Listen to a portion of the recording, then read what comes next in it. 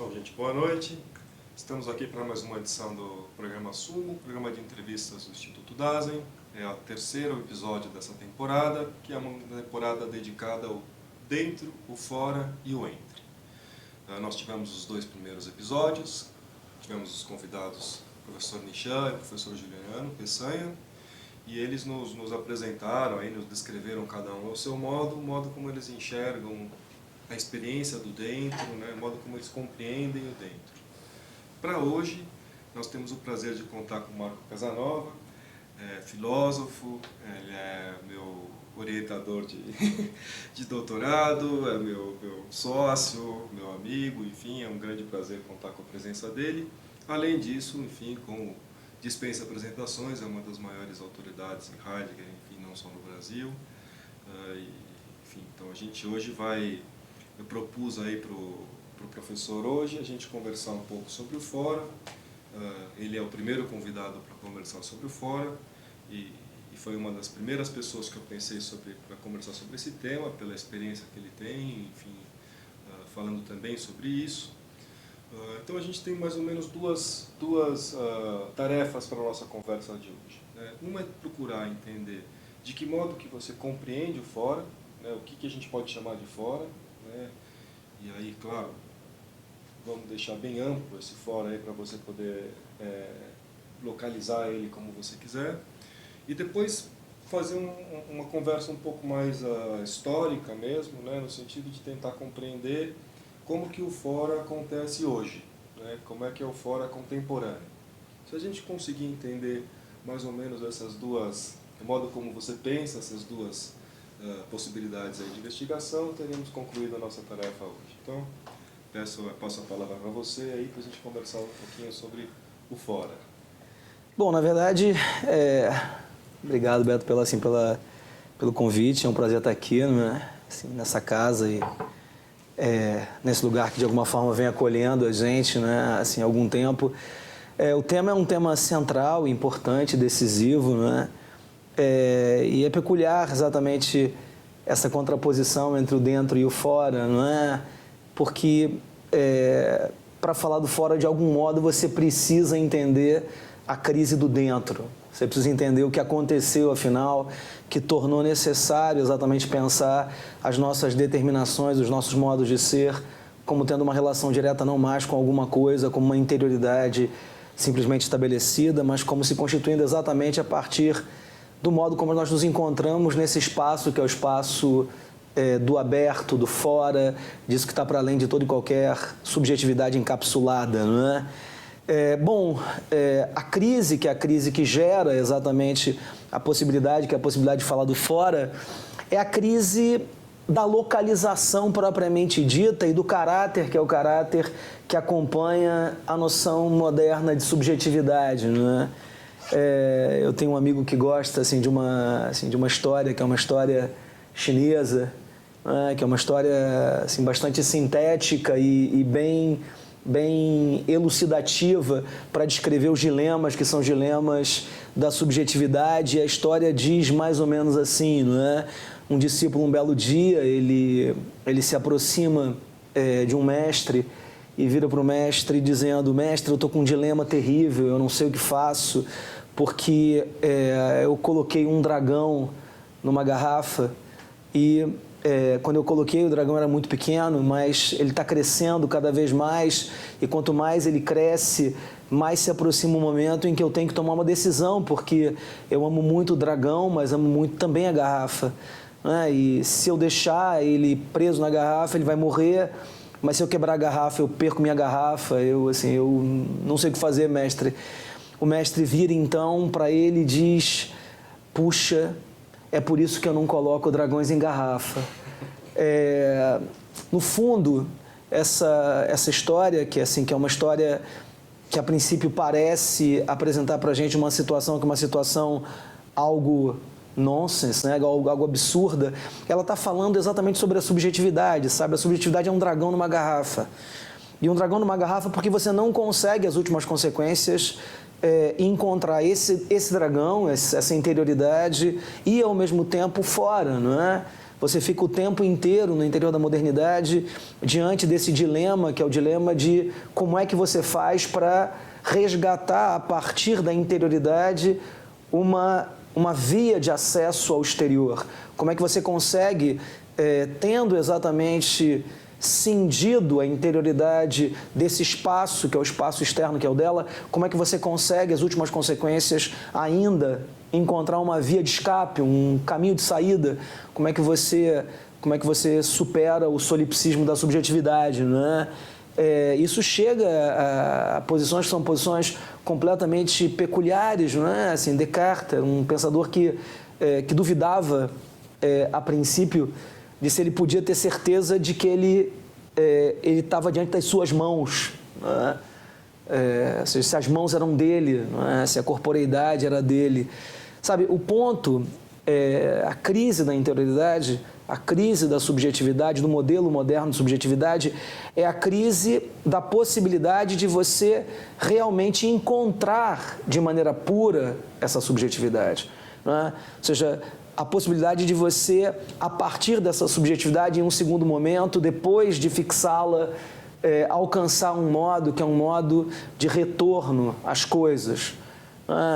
Tem uma carta que é uma carta de um amigo do Kant chamado Jacob, também um filósofo muito importante do século XVIII, e o Jacob escreve para o Kant, depois de ler a Crítica da Razão Pura, e diz: se você tem razão, se você está certo, então tudo pode não passar de uma ilusão subjetiva.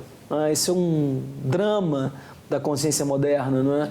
Como é que ela faz para que o mundo exterior não seja apenas uma projeção ilusória dela mesma?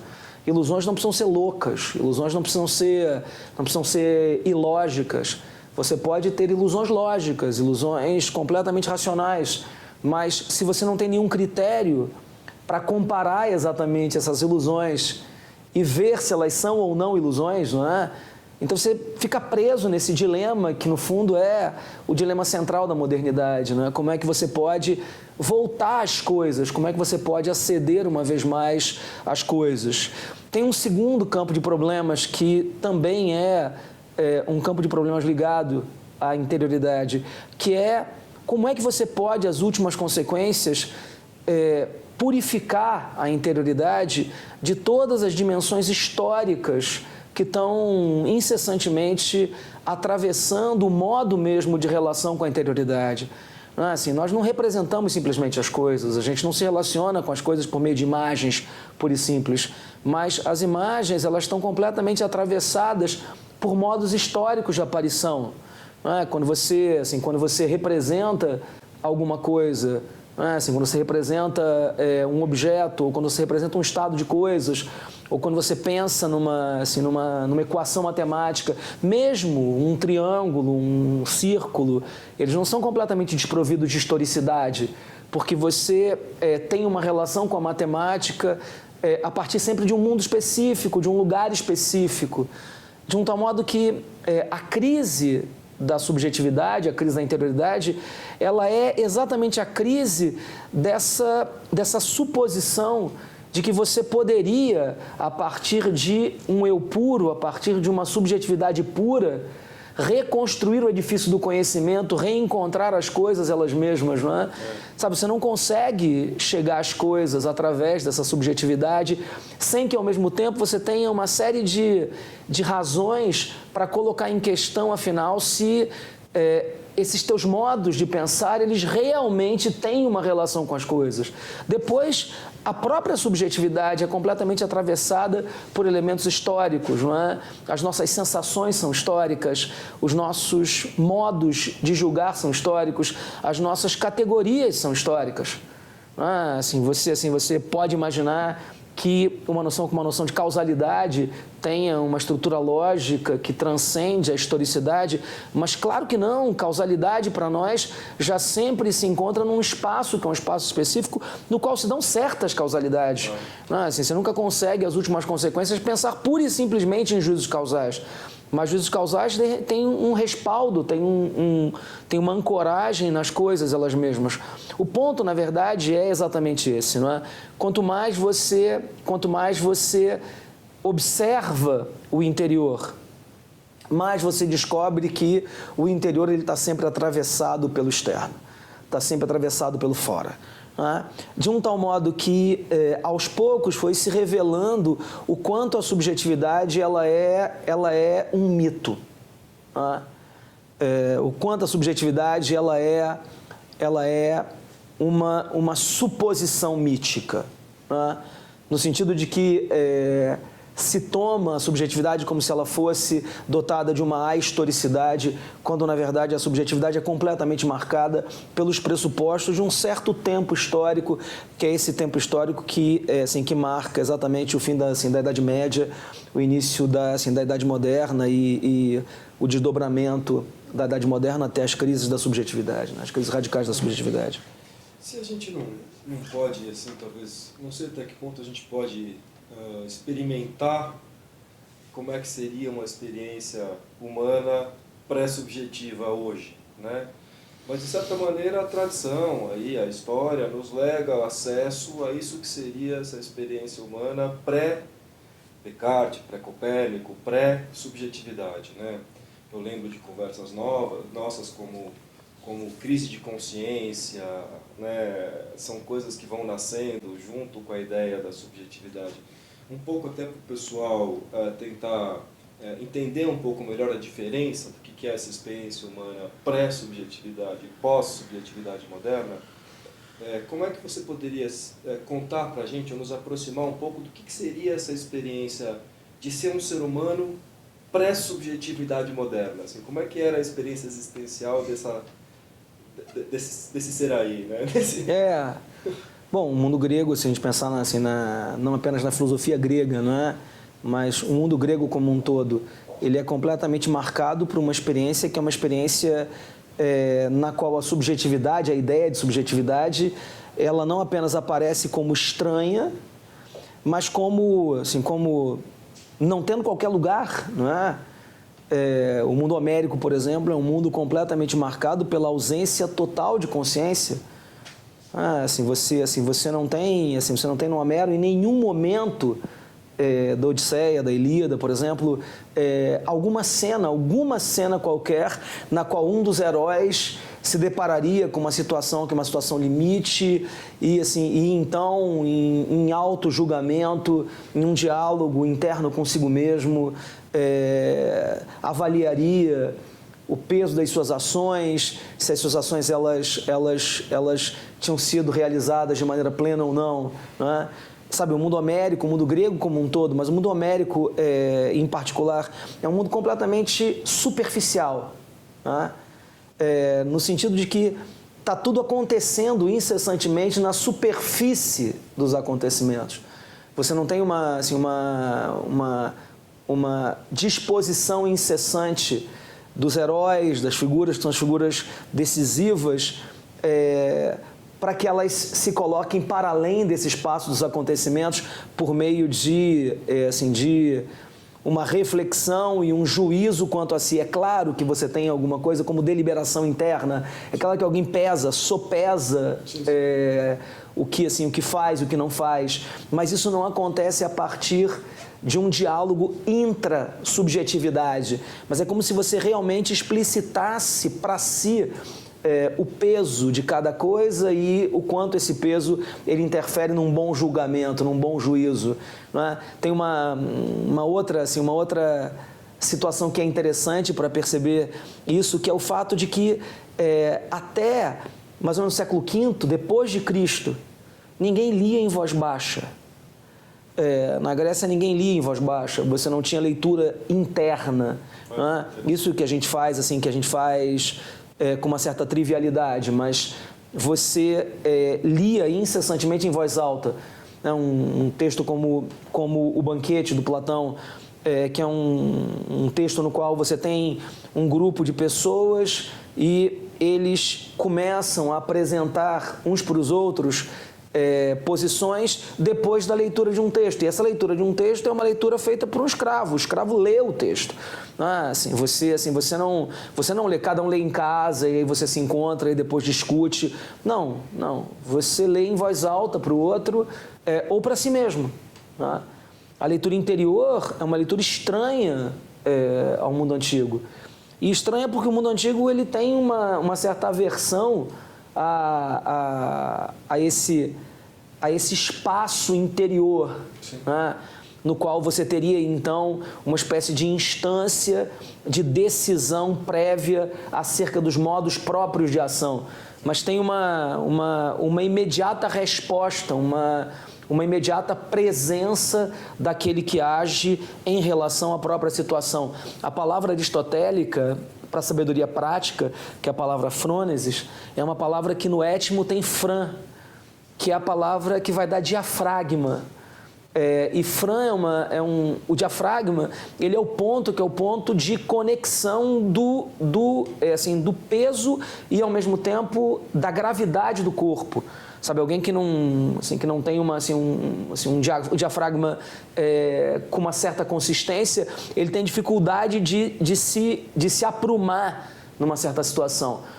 O que se exige num contexto prático não é que você pare, reflita, estabeleça e aí então decida, mas que você tenha uma certa atenção quase que imediata para aquilo que é requisitado na situação, uma expressão que é a expressão do próprio Aristóteles. O peculiar da noção de subjetividade não é só a noção de interioridade também. Né? Assim, tem uma frase platônica, uma definição platônica que é interessante, ele diz que a filosofia é um diálogo da alma com ela mesma. Mas esse diálogo da alma com ela mesma não é um diálogo de introspecção. A alma, ela dialoga com ela mesma no sentido de uma exposição para si. E isso acontece sempre na superfície. Isso é um pouco um dos nossos maiores problemas, né? Tem uma passagem do Nietzsche no Além do Bem e do Mal, que é uma passagem bem interessante, na qual Nietzsche diz uma coisa que depois que ele diz, acaba se tornando um argumento que é um argumento que você reencontra em muitos outros pensadores. Mas o que Nietzsche diz é que certos argumentos, eles têm a seu favor fundamentalmente o tempo com o qual nós nos acostumamos a usar o argumento, né? Ele diz isso no contexto que é o contexto da nossa tendência a pensar que você não pode ter ações sem que você tenha um suporte ontológico da ação. Você não pode ter uma ação sem que você tenha um sujeito da ação, né? O nome para isso, para o Nietzsche, é fé na gramática. Não é? Assim, você tem fé na gramática, mas o elemento, que é o elemento central dessa fé, é o tempo com o qual a gente acostumou a pensar assim. Com o qual a gente se acostumou a pensar assim. É porque você vem há séculos pensando sempre a partir da noção de subjetividade, que para cada um de nós é tão difícil pensar uma existência sem que a existência parta exatamente da subjetividade. Isso faz com que, cotidianamente, por exemplo, a gente tente sempre pensar a partir de uma autorreflexão prévia. Né? Você tem toda uma educação, que é uma educação para que as pessoas, elas antes de agirem, elas reflitam sobre os seus atos. Você tem toda uma administração doméstica que é pensada a partir da necessidade, que é a necessidade de você calcular, de você colocar as coisas no papel, de você pensar, para que você não haja de maneira intuitiva, para que você não haja de maneira precipitada, arriscada, para que você possa controlar bem aquilo que acontece com você. Sabe, tudo isso, de alguma forma, tem um enraizamento nesse pressuposto moderno, que é o pressuposto de que a subjetividade ela está na base dos atos em geral, de um tal modo que, para o moderno, não agir de acordo com a subjetividade significa não agir de acordo com a tua essência. Né? Tem um ponto aí que você costuma comentar em aula também. Experimentei ele hoje, né? Eu fui numa loja de material de construção e eu tenho uma casa, eu estou mudando para uma casa, um quintalzinho, eu quero fazer uma porta para fora ali, para não ocupar a área da cozinha. Simplesmente não há no mercado portas que abrem para fora, para áreas externas. Você tem que inverter a porta e a maçaneta fica para fora, a porta fica exposta, alguém pode ir lá e abrir a sua porta. Ou seja, você não consegue comprar uma porta externa que abra para o lado de fora, né? Isso você comentou muitas vezes em aula que na Grécia, na polis, né, as portas elas sempre abriam para fora. Isso tem uma consequência, inclusive, política importante, né? Em termos de pensar coletivamente, individualmente. A gente não vai entrar muito nesse campo hoje, né? Mas para a gente encerrar um pouco essa conversa, claro que aqui é importante deixar claro que a gente não está fazendo uma nostalgia do mundo grego, uma vontade de voltar para lá como se lá fosse bom mesmo, né? Mas usando o pensamento grego com uma contraposição para entender a medida de cada tempo. Assim, a palavra, que é a palavra idiota, né? Que é uma palavra que entrou no nosso vocabulário, ela é uma palavra grega, né? E idiotes significa privado. Isso porque, para o grego, a vida privada era uma vida idiótica, não é? Assim, uma vida que é uma vida menor, uma vida sem importância, não é? E isso repercutia nas construções gregas, porque quando você tem a porta abrindo para fora, a porta e a janela abrindo para fora, o que se acentua com isso não é pura e simplesmente o fato de que os gregos têm uma peculiaridade cultural, que é a peculiaridade de terem portas que abrem para fora. Mas o que acontece ali é que as portas elas estão sempre abrindo para fora porque a direcionalidade da existência grega ela se dá do espaço privado para o espaço público. E isso marca a hierarquia do existir grego. Assim, na Grécia, a existência ela se fazia da casa para a cidade. E isso indicava exatamente que a tua existência propriamente dita só começava quando você ganhava o espaço que é o espaço da vida política. Né? É uma tese que é uma tese grega, a tese de que a essência do homem é política. Tem um mito, que é o mito... É uma versão do mito de Prometeu, que o Platão ele apresenta num diálogo chamado Protágoras. E a versão do mito é assim, semelhante à versão que a gente conhece, não é? Prometeu e Epimeteu são dois titãs, irmãos. Zeus chama os dois para eles distribuírem todas as virtudes entre os animais em geral. Mas Prometeu em grego significa aquele que chega depois e Epimeteu aquele que chega antes. É o apressado e o atrasado, né? Quando Zeus distribui entre eles as virtudes, o Epimeteu dispara. Quando Prometeu chega, ele já tinha distribuído para todos os homens, para todos os animais, todas as virtudes. De um tal modo que só resta ao Prometeu buscar uma solução para a situação que o Epimeteu tinha causado, porque ele tinha deixado uma criatura, um animal sem nenhuma virtude. Esse animal era o homem. O fogo de Prometeu, o fogo que o Prometeu rouba dos deuses, nesse caso, é interpretado com Platão como o fogo que torna possível o surgimento da política. Assim, o que caracteriza o homem não é o fato de que ele produz artefatos. Assim, não é esse o ponto fundamental. Não é que nós somos seres técnicos, por excelência. Mas a releitura que o Platão faz do mito no Protágoras é a releitura de que o fogo torna possível pela primeira vez a constituição da vida política, da polis, porque essa construção, que é a construção de utensílios, obedece a um princípio maior, que é o princípio da coexistência dos homens. Não é? Claro, assim, tudo que eu não gostaria era assim, de estar acentuando essas coisas sobre a Grécia em função de uma nostalgia específica.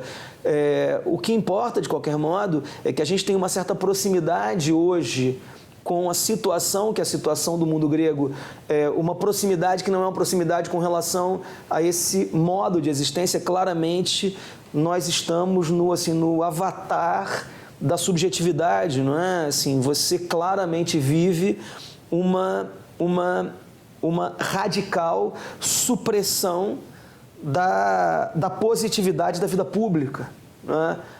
A dissolução, que é a dissolução do modo de constituição do fazer político, não é? Essa crise radical da ideia de representatividade, essa crise da noção de sociedade, que não é uma crise que começou agora, Né? Se a gente olha, por exemplo, o início do século XX, o início do século XX é um momento muito marcado por comunitaristas de esquerda e de direita.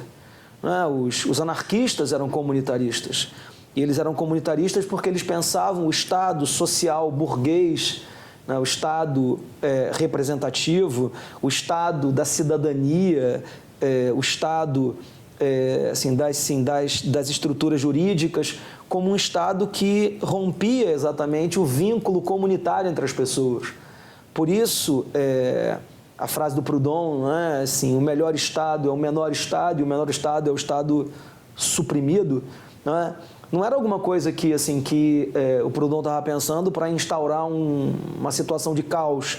Não, os anarquistas eram fundamentalmente comunitaristas, eles estavam pensando em formas de fomentar experiências comunitárias, porque enquanto cidadão, o outro me concerne pouco, mas enquanto membro da minha comunidade, ele me concerne mais. Né? Sabe, assim, a pessoa que está ali no prédio em chamas, né? e que desapareceu, né? ela para mim é indiferente enquanto cidadão, porque na verdade eu não tenho nenhuma relação com ela e ela vai voltar a desaparecer. Não é? Esse prédio, que é o prédio em chamas, ele vai ficar ali uma semana, 10 dias, um mês, nesse espaço que é o espaço midiático, no qual as pessoas então parecem estar muito preocupadas com as pessoas que não têm moradia, mas na verdade, enquanto cidadãos, eles nos concernem em nada. Não é?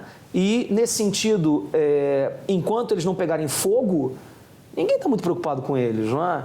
Bom, mas se nós vivêssemos uma experiência comunitária, eu não estava aqui agora. Né? Eu estava lá nos escombros, eu estava tirando pedra dali para encontrar aquelas pessoas. Os comunistas eram comunitaristas também, não é? É uma peculiaridade, porque os comunistas, na verdade, eles pressupunham que você não podia chegar à comunidade plena sem passar pela ditadura do proletariado, mas os comunistas, eles eram comunitaristas. Eles pressupunham que a ditadura do proletariado era uma espécie de condição, de estação necessária para você aceder à experiência comunitária plena. Né? Então, eles eram também comunitaristas. A luta deles contra os anarquistas era uma luta pautada exatamente pelo fato de que os anarquistas não reconheciam a ditadura do proletariado como uma estação necessária. Né? Bom, mas junto com os comunitarismos de esquerda, você tem os comunitarismos de direita. Não é? Assim, o nacionalsocialismo, o nazismo é um comunitarismo, não é? Marcado por essa ideia bastante peculiar das direitas em geral, que é a ideia de que a verdadeira comunidade é a comunidade ariana, pura, assim, com um vínculo nacional, com um vínculo da terra, tudo isso que de alguma forma vai caracterizar os comunitarismos de direita, não é? Xenofobia, dificuldade de relação com o outro, identidade superdimensionada, mas de qualquer modo você tem ali alguma coisa como uma crítica da sociedade, não é? Uma crítica do fora. Sabe, a gente vive num mundo que é um mundo onde o moderno nunca teve tão presente, por mais que ele tenha entrado em crise, não é? Sabe, as pessoas vivem para o privado. Elas vivem para os finais de semana, nas suas casas, com as suas mulheres e filhos, realizando no espaço que é o espaço privado os seus desejos, anseios, sonhos. Não é? Isso aponta exatamente para uma crise do fora. Não é? Uma crise do fora que abre uma espécie de espaço, que é o espaço de refúgio para o dentro. Né? Assim, dentro das casas, dentro dos condomínios, dentro das masmorras, dentro das prisões, dos paraísos artificiais, né? Assim, dos resorts, de tudo isso que de alguma forma é tão característico desse mundo que é o nosso. Mas isso é uma espécie de extensão do mundo moderno. O Nietzsche tem uma frase bacana, não é? Na abertura do terceiro livro da Gaia Ciência, que começa assim, não é? Deus morreu. Não, Buda morreu. Buda morreu. Deus morreu também, mas Buda morreu antes. Buda morreu. Mas depois que o Buda morreu, as pessoas passaram décadas venerando a sombra de Buda numa caverna. Deus morreu, mas, tendo em vista o modo de ser do homem, é possível afirmar que o homem continuará por milênios venerando a sombra enorme de Deus. E nós temos que combater também as suas sombras. É uma frase muito boa, cara. Sabe? A subjetividade morreu. E o que a gente tem hoje é o fantasma dessa subjetividade. Né? Sabe, um homem do século XVIII como Kant podia afirmar que o fundamento da moral é a boa vontade. Sabe? Ele podia dizer isso, e podia dizer isso com toda legitimidade, porque ainda era possível acreditar na boa vontade. Né? Não significa dizer que a gente não possa ter boa vontade com os outros, né? Mas não se resolve o mundo com boa vontade, né? Essa coisa pavorosa que a gente vê hoje, né? Assim, esse elogio da honestidade, como se a honestidade ela fosse resolver o mundo, de pessoas não tão honestas assim, né? Mas como se, na verdade, você pudesse resolver o mundo, como se você pudesse resolver os problemas de um mundo completamente complexo por meio de virtudes da subjetividade. O nome disso é ingenuidade infinita. É uma ingenuidade infinita. Você achar que você pode, com boa vontade, resolver os problemas agora. Você não consegue por quê? Porque você não tem mais como legitimamente no mundo Pulp Fiction, né? Sabe, no mundo da ficção barata, da ficção papel machê, né? Sabe, dessa ficção completamente borrada. Você não consegue mais resolver isso como Kant pressupunha que era possível resolver. Sabe, o mundo kantiano é um mundo onde o sujeito ele pode legitimamente se arrogar como capaz de conter os resultados que são os resultados da sua ação. De um tal modo que ele podia erguer a pretensão de que, se ele se submetesse a sua ação a um princípio de contenção universal dos efeitos, ele poderia se assegurar, independentemente das situações, que o que ele faria seria moralmente justificado. Isso não dá mais para fazer. E não dá mais para fazer por quê? Porque ações iníquas têm efeitos imensos, ações imensas têm efeitos iníquos. Né? Sabe, a gente está num mundo que é por demais complexo. Tem um filme do Scorsese, que é um filme antigo e engraçado, chamado After Hours, depois de horas. Né? Quem não viu, veja. Né? É dessas coisas boas da internet, não é, cara? Mas o After Hours, o que é? O After Hours é a história de um sujeito que sai do trabalho, né, num belo dia e encontra uma mulher num bar. E depois desse encontro, né, com a mulher era muito bonita e tal, e ela dá o telefone para ele. Nessa época as pessoas ainda davam telefone. Ele chega em casa, liga para ela, marca um encontro, e aí tudo que acontece em seguida é o sujeito tentando voltar para casa, né? Sabe, ele, por meio da vontade, ele liga para ela. E a princípio, o que pode acontecer de mal em ligar para uma pessoa para marcar alguma coisa, né? Mas o que acontece em seguida é um desdobramento completamente incontrolável de situações loucas, né? E o que isso revela? Isso revela exatamente a morte da vontade kantiana. Sabe, a gente quer ter voz ativa no nosso destino mandar, mas eis que chegar roda viva e leva o destino para lá. Né? O Chico Buarque sabe mais que o Kant agora. Né? Ele sabe que a vida é roda viva mesmo, né? Que a existência é roda viva. Eu acho que isso leva a gente para a nossa última questão de hoje, né? Que é colocar como que esse fora está acontecendo hoje em dia, né? Essa tentativa que você comentou de botar o dentro da propriedade privada e o fora da propriedade privada, não funciona tão bem, né? Porque às vezes o dentro não está lá dentro, você está lá dentro e você está fora, e às vezes você está fora e está dentro. Quer dizer, parece que a experiência do dentro e do fora não aceitam ser encapsuladas em edifícios empíricos, assim. E aí você tem esse fora, que é muito daquilo que a gente comenta, ligado à ideia de uma contemporaneidade específica, veloz, enfim, né? Talvez o dentro seja mais problematizado, assim, seja mais sentir-se em casa, sentir-se, enfim, dentro hoje em dia seja mais problemático. Não sei o que você... Sabe, assim, uma coisa peculiar, não é? Assim, a descoberta fundamental do mundo contemporâneo é a descoberta da estrangeiridade do existir. Não é? Acho que essa é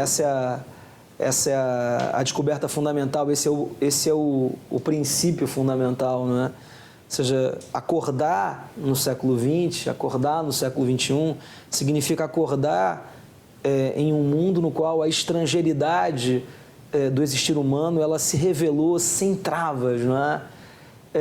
Isso é peculiar, não é? Porque é exatamente no espaço, que é o espaço de uma estrangeiridade radical, que uma nostalgia da identidade ela se revela tanto mais presente, não é? Sabe, é um tempo que é um tempo muito marcado pela dissolução da identidade, não é? Pelo problema da identidade, pela dificuldade de ser. Não é? A gente vê isso com essas oscilações das figuras históricas, não é? Você tem uma figura como o Zumbi, por exemplo, que teve lá na década de 80 ou 90, naquela música famosa da Unidos de Vila Isabel, né, cara? Zumbi valeu, o grito forte dos Palmares. Pô, mas descobrem em seguida que o Zumbi era um escravocrata, cara, né? Pesquisas históricas revelam que Palmares não era um lugar que era um lugar onde os escravos buscavam refúgio e, nesse sentido, um lugar de liberdade para os escravos, mas descobriram que o Zumbi ele reproduzia em Palmares as estruturas, que eram as estruturas históricas presentes na África, da qual ele tinha emigrado. Então, Palmares deixou de se mostrar como lugar, que é o lugar do acolhimento propriamente dito, da liberdade negra. Zumbi, o verdadeiro ícone da luta contra a sordidez, a baixeza, a vilania da escravidão, para se transformar num escravocrata, né? Sabe, você tem um mundo que é um mundo que não resiste a uma pesquisa histórica, não é?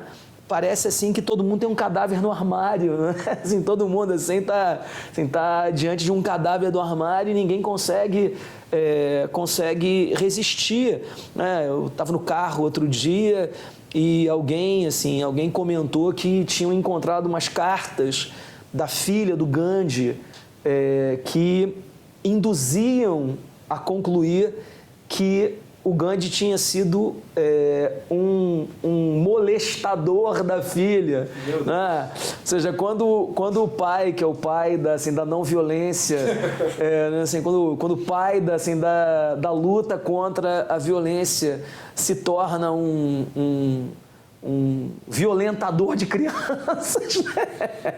Um violentador da própria filha, cara, para o carro que eu quero descer, né? Mas o peculiar nisso, claro, essas coisas são tão sujeitas a chuvas e trovoadas que essas mesmas coisas podem se revelar em seguida como completamente falsas, né?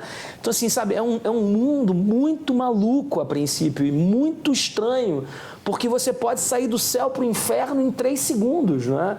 E você pode sair do céu para o inferno exatamente porque você não tem muito, como se aferroar nada, né? Porque é um mundo muito marcado por conjunturas, por circunstâncias que vão alterando radicalmente a imagem de cada um, né?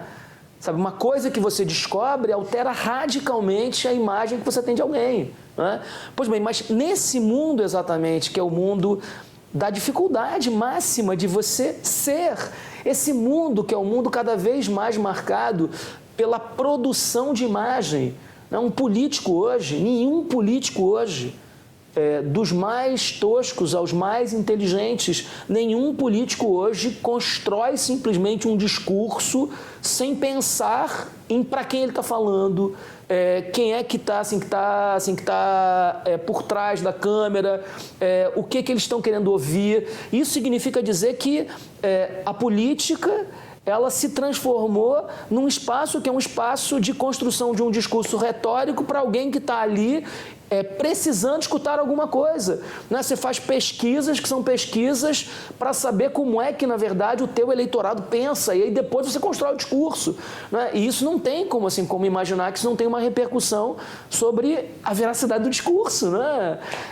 Quando um sujeito como o Trump, por exemplo, defende posições que há 20 anos atrás, há 10 anos atrás, ele teria grandes dificuldades de sobreviver 2 minutos diante daquilo, ele faz porque tem um ouvido para aquilo. Não é? Quando uma figura como Bolsonaro, por exemplo, diz alguma coisa como a que ele diz, não é? Assim, tem esses discursos do Bolsonaro que passam por aí, não é? O Bolsonaro é um sujeito assim que não passava numa prova, que é uma prova de história do Brasil, sobre 64, não passava por uma prova de história um pouco mais refinada, não é? Porque tem um Wikipédia por trás dele, mas tem uma pessoa que quer escutar isso, tem uma pessoa que quer escutar que a Revolução de 64 foi alguma coisa que surgiu do anseio da família brasileira que estava lutando contra o comunismo internacional. E aí, toda a influência, que é a influência dos Estados Unidos, por exemplo, na construção, que é a construção de um ambiente anticomunista, desaparece, o conservadorismo brasileiro, o tenentismo de 22, tudo desaparece num discurso simples, do clamor da nação. Mas tem uma pessoa que quer escutar isso. O ponto aqui, que é o ponto fundamental, é que, a identidade, exatamente porque ela está cada vez mais vilipendiada, a gente podia dizer, né?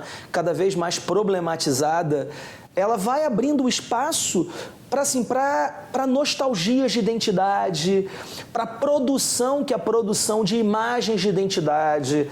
E esse fato, esse caráter faz com que o nosso tempo particularmente seja marcado por fenômenos como o fascismo, não é?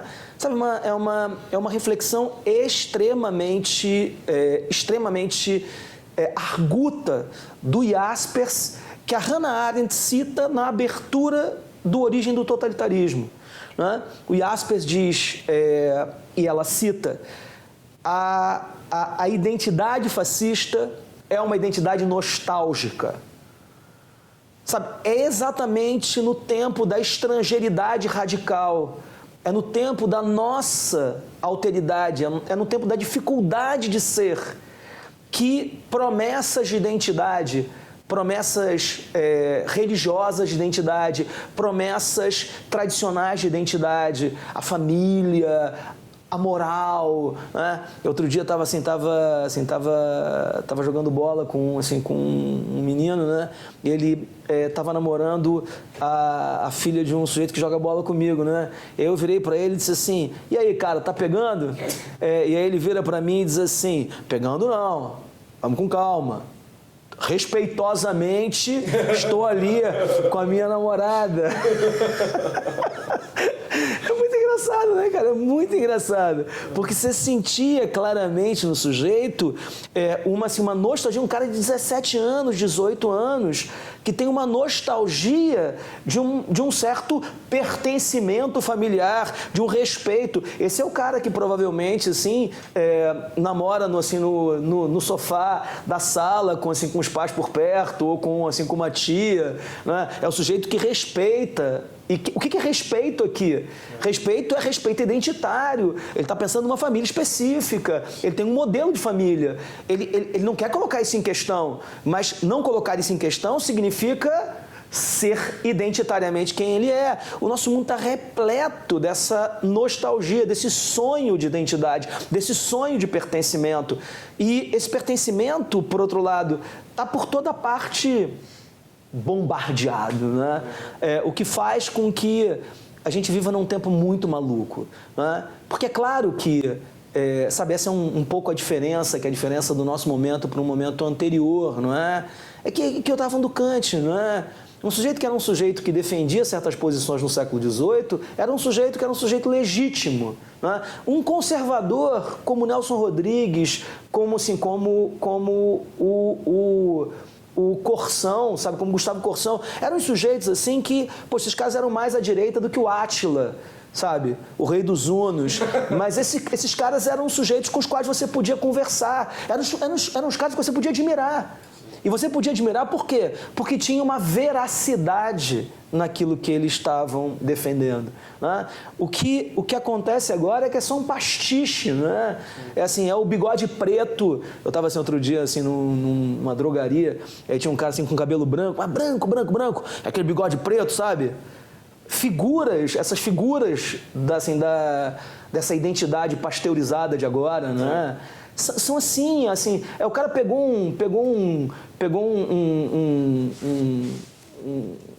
uma tintura, né? E meteu no bigode, assim, mas ele esqueceu que o cabelo tá branco, né, cara? E aí você olha pra ele assim e você diz, cara, mas como é possível uma coisa como essa? Como é possível isso? E, claro, isso tá por toda parte em todas as experiências. Então o cara, claro, ele tá lá no seu espaço privado. Ele vive para aquilo. Ele vive para ter o seu final de semana, não é assim, para comer no seu restaurante, para viajar para os seus lugares, mas isso cada vez menos tem substância, sabe? Cada vez menos tem materialidade.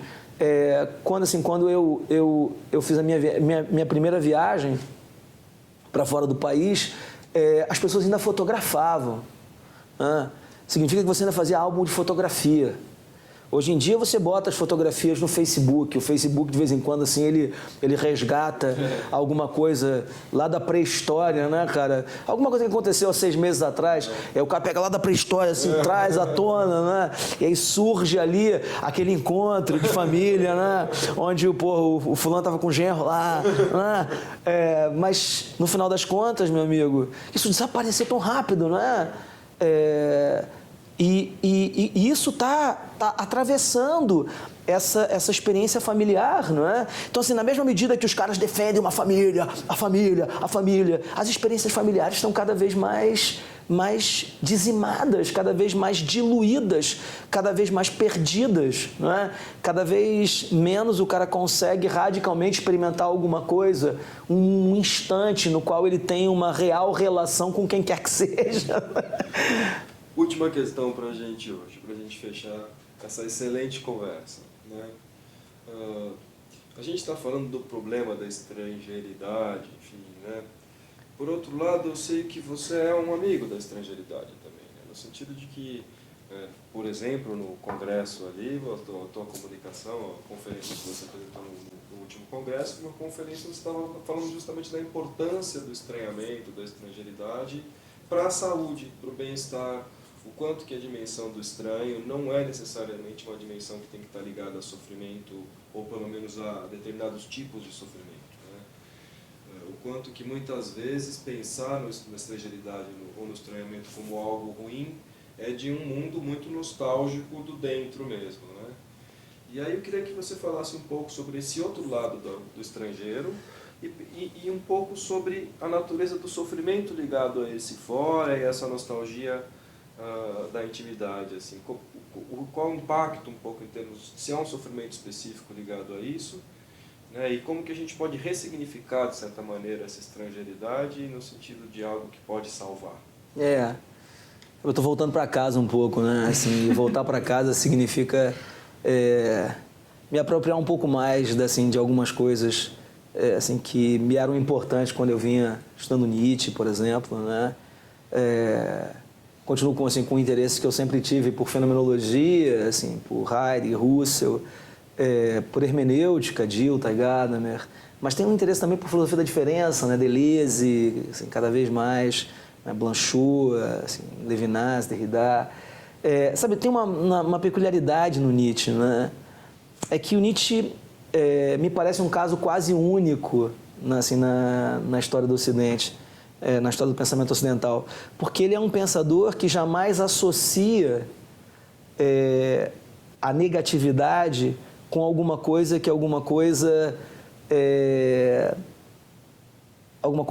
desprovida de consistência, sabe? O devir para o Nietzsche não é uma coisa marcada por destrutividade. Né? Tem uma passagem bonita de um texto chamado Filosofia Experimental, né? Que ele diz: gostaria de mostrar os lados proscritos até aqui da existência como os melhores lados da existência. Né? Sabe, não é você simplesmente dizer, olha, existira também envelhecer, né? É também envelhecer, é também adoecer, é também experimentar decrepitude, é também se limitar. Não, é mostrar que esses lados até aqui proscritos da existência eram os lados fundamentais da existência. Né?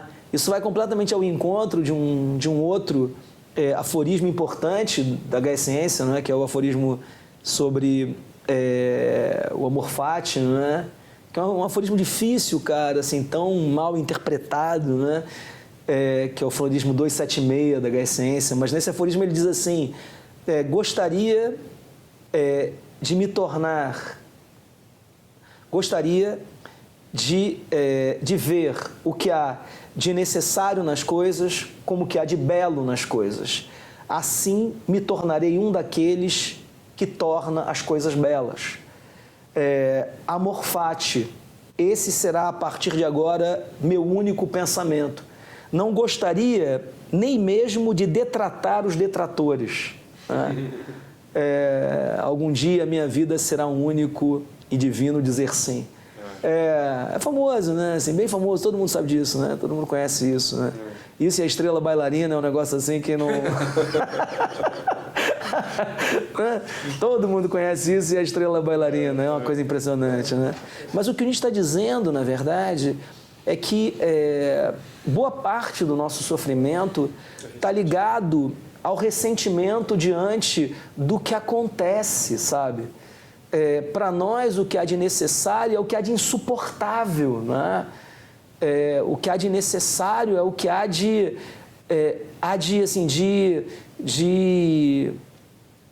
abissal, de destrutivo, de corrosivo, né? De um tal modo que toda a economia da existência ocidental é uma economia voltada para alijar, para afastar, para eliminar da existência essas dimensões que lembram o existente, que ele envelhece, que ele morre, que ele sofre, que ele adoece. Né? Ou seja, lembrar para a gente que esses elementos são os elementos que estão completamente atravessados na origem com a existência. Né? Bom, essa reflexão nietzschiana que tem estado assim, um pouco mais presente comigo de novo há algum tempo, ela me fez colocar uma pergunta, não é? De onde é que as pessoas tiram essa ideia de que o abismo é insuportável? De onde é que elas tiram essa ideia de que o negativo, a diferença, a estrangeiridade é assustadora? Coisa engraçada, né? Coisa engraçada. Essa é a pergunta que eu acho que a gente tem que fazer, sabe? Será que isso é alguma coisa que é constitutiva do fenômeno? Ou seja, isso é indelével. Todas as experiências humanas, sejam elas quais forem, em que circunstâncias elas acontecerem, todo ser humano, todo homem, em qualquer lugar, vai sempre experimentar o negativo como ruim, mal, como aquilo que você precisa afastar, como aquilo que você precisa eliminar, como aquilo que você precisa esconder. Né? Será mesmo? Eu estava lendo outro dia um pedacinho da Brumas de Avalon. Não vai me sacanear. Brumas de Avalon. E lá ele estava falando da cruz e do caldeirão. Né? Da cruz e do caldeirão. O modelo da cruz e o modelo do caldeirão. Patriarcado, matriarcado, Deus único, enfim, né? E o caldeirão justamente é o espaço onde você dança sobre o mistério. Né? A cruz é o espaço onde você pavimenta um caminho sobre o mistério e obscurece o mistério enquanto tal. Sem aqui novamente fazer uma nostalgia ao tempo do caldeirão e tal, né? O tempo do Caldeirão é qualquer tempo, né, cara? Isso, eu estou usando mais como regiões do centro. Assim, continua. Isso. Mas a pergunta que, assim, que eu venho fazendo é essa: de onde é que as pessoas tiram isso, né? Bom, assim, quando eu comecei a pensar nisso, eu pensei em duas metáforas peculiares, né? Que são metáforas que estão muito presentes no mundo ocidental, que é a ideia de que a existência ela é travessia. Isso. E um símbolo da vida, não é? Um símbolo do direcionamento muito interessante, porque ele está presente por toda a parte na arte, na literatura assim, em específico, que é o símbolo do farol. Não é? E tem uma peculiaridade no farol, não é, cara? É que o farol, na verdade, você constrói um farol para indicar exatamente a presença de um canal dentro de um espaço que normalmente é o espaço de uma baía. Não é? Você tem um estreitamento, que é um estreitamento, o canal ele funciona como uma espécie de campo de indicação fundamental. Não é? Se o canal ele tivesse parado, fosse uma luz parada, não é? Seja essa luz parada uma luz direcionada para frente, seja uma luz jogada em cima do farol apenas, ele só iluminaria aquele espaçozinho que é o espaço em torno do farol. De um tal modo que é fundamental que o farol ele gire e, ao mesmo tempo, que ele abra um feixe de luz para você poder acompanhar a entrada da baía. Não é? Se ele está parado, ele só pegava os navios que viessem nesse campo, que é o campo da iluminação. Então, assim, é fundamental que o farol vá produzindo regularmente escuridão em torno de si, né, cara? Porque o farol, isso parece assim a definição, isso é uma assim, a diferença entre um matemático e um físico, né, cara? Que assim, os dois fazem uma competição, quem conseguir prender mais ovelhas, né, ganha. E aí o que o matemático faz? O matemático ele calcula lá qual é a forma de botar assim, a cerca mais de tal modo que coubesse mais. E aí o cara faz lá. Aí o matemático é o cara que chega e diz assim: não, vamos definir o problema. O físico é o cara que vai. Vamos definir o problema. O fora tá para além de mim. Então ele pega assim a cerca e coloca a cerca em torno dele, né? E aí fica lá dentro, ó. Aqui é o fora, lá é o dentro. Então... Eu peguei todas. Todas. A coisa é mais ou menos essa, né? Assim, se você olhar o farol, parece que o farol é um lugar de iluminação. Mas isso é peculiar. O farol é um lugar que está produzindo escuridão em torno de si. E escuridão sistemática, porque ele está iluminando exatamente à medida em que ele está produzindo escuridão também. E isso é muito interessante porque isso é quase um lugar comum. Não faz sentido você ter um farol se você não tivesse noite. Você só ilumina porque tem escuridão, né? Então, assim, o farol, ele indica pra gente o seguinte, que se você só tivesse luz, você não teria direcionamento. Né? O que dá imediatamente a sensação para a gente que a gente precisa concluir que não pode ser do fenômeno ele mesmo que alguém retira a conclusão de que ele precisa lutar contra a escuridão. Porque o fenômeno diz para a gente exatamente o contrário. Diz para a gente que se você eliminar a escuridão, desaparece o direcionamento. A travessia também é peculiar, porque, claro, quando você pega uma travessia, você pode sempre imaginar a travessia completando o espaço que falta, né? Eu vou de São Paulo para o Rio amanhã. Eu posso pensar a travessia Rio-São Paulo, São Paulo-Rio, de um tal modo que, mesmo estando aqui, eu já tenha feito todo o percurso até lá. Mas quando você lança a vida cada vez mais para frente, vai ficando cada vez mais difícil para você concretizar essas expectativas de futuro, não é? Sabe, como é que eu vou imaginar como é que vai estar a minha vida quando eu tiver com 80 anos, não é? Se eu tiver com 80 anos, não é? Como é que eu posso fazer isso? De um tal modo que essa tendência imediata de pensar a travessia como se a travessia ela pudesse ser pensada concretamente, De um ponto a outro. De um ponto a outro, e a partir de 2 pontos já previamente dados, ela é completamente incompatível com o fenômeno da existência como travessia. Sim. Né? E isso indica para você que você só pode atravessar a vida porque a escuridão da vida é que faz acontecer a travessia. Assim, se você não tivesse, se a vida fosse realmente uma reta, que é uma reta completamente pré-definida, a vida não seria travessia as últimas consequências. A vida seria esse caminho já feito, já percorrido, já determinado. Né? Isso é uma forma de dizer que é estranho por que a gente tem tanta aversão à negatividade, à escuridão. Né?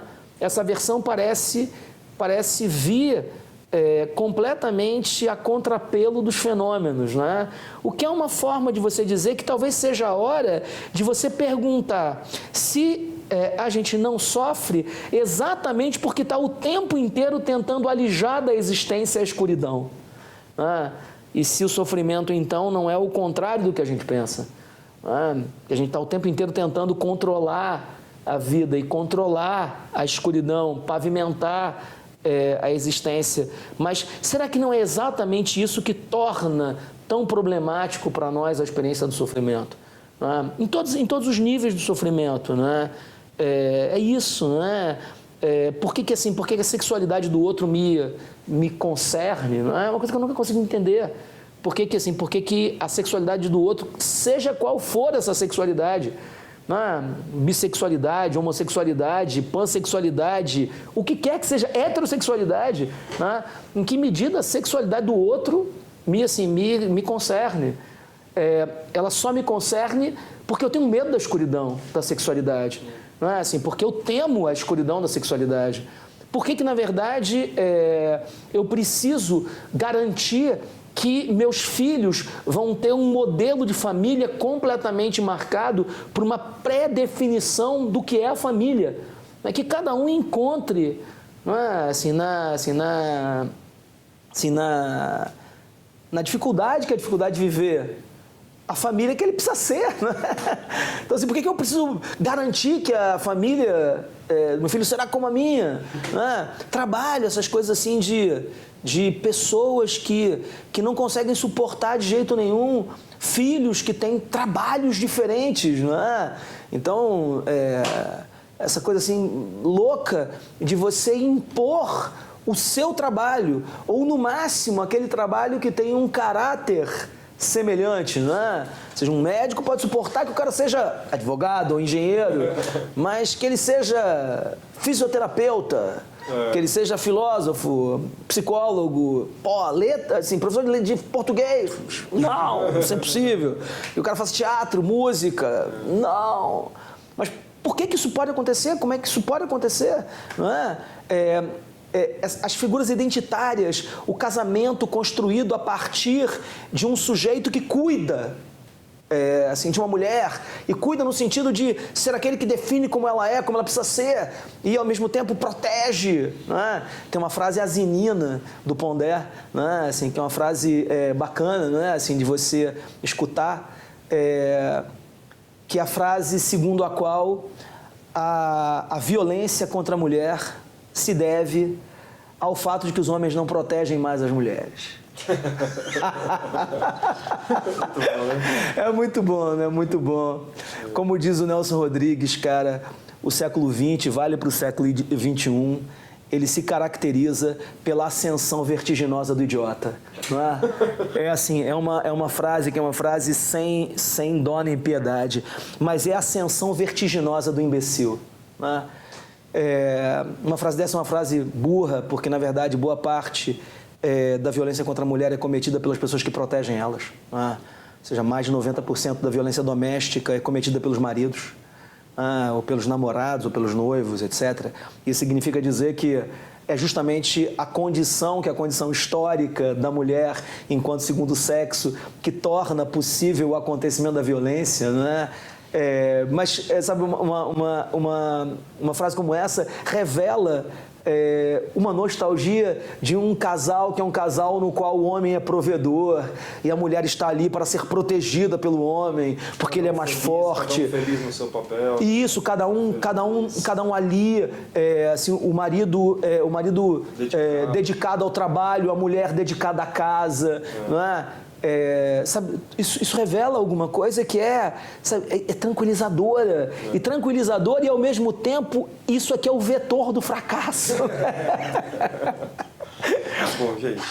Alguma hora tem que acabar, né? O problema da finitude é sempre assim. Agradecer a presença do professor Casanova, vocês puderam experimentar um pouco aí desse poder de pensamento que o professor tem, então para a gente é sempre um privilégio poder contar com a presença dele. Nosso próximo episódio vem o professor André Assis, e a gente vai pegar a carona aqui do que foi discutido hoje e vai colocar isso mais ligado à experiência pessoal. Então, assim, como que esse mundo contemporâneo, marcado por essas características aqui que a gente levantou, se desdobra na experiência da pessoa comum, né? Como que nós, de fato, vivemos essa contemporaneidade, que tipo de sofrimento acaba acontecendo e de que modo a gente também pode cuidar disso, né? O professor André é psicólogo, então também vai nos ajudar um pouco a pensar como fazer frente a isso, não mais focado a fazer frente na chave pessoal, na chave aquela pessoa com aquele sofrimento, do que realmente uma resistência à medida histórica mesmo, algo como o clamor para morada no espaço de transição aqui, que é uma das teses do professor. Obrigado a todos e até o próximo episódio. Obrigado.